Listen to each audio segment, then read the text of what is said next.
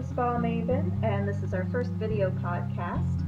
I'd like to talk about aromatherapy diffusers. It's something that comes up in my aromatherapy classes quite often because these little diffusers are so handy and inexpensive. They're great to use, but they can be a little bit difficult to figure out if you've never used one before.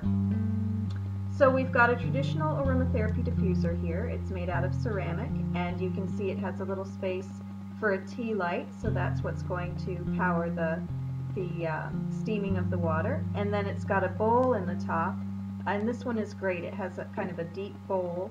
Some of them don't. I'll show you one in a minute that doesn't. But basically what you're going to do is take some water and pour it into the top, into the bowl. And what's the water doing? Well, the water is actually going to heat up with the tea light and start steaming, and that's what's going to diffuse the essential oil into the air for us. So you just take a normal tea light and you're going to light it and stick it underneath. And again, this one's nice because it has kind of a maybe 2 inches or so between the candle and the bowl. Some of them are a little bit shorter, so it heats the water more quickly, but then you have to keep filling it up a little bit faster than this one. So this one's really nice.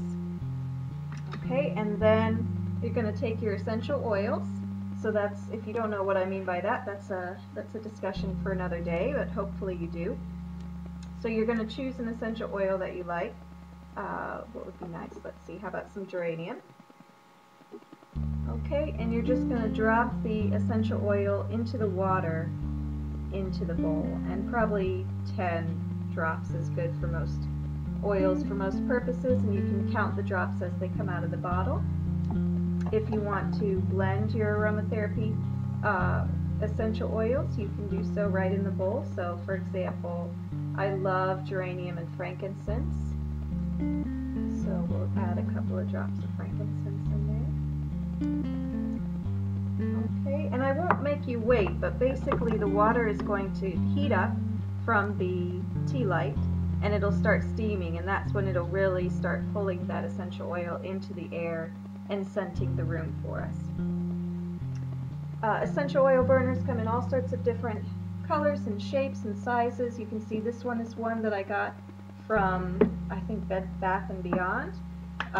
This one is actually meant for those little melty candles. I think they're called tarts. And you can see it has a much shallower bowl here. So it's fine to use. It still has the place for the tea light, but you're going to have to keep filling up the water. If you let the water evaporate all the way, the essential oils are just going to kind of cook on the top of the ceramic, and it bakes it in. It's really tough to clean that way. And it gives off kind of a burning smell, so it's not very nice. So you want to just keep an eye on your burner, and every couple of hours probably you're going to have to top it up a little bit with some more water.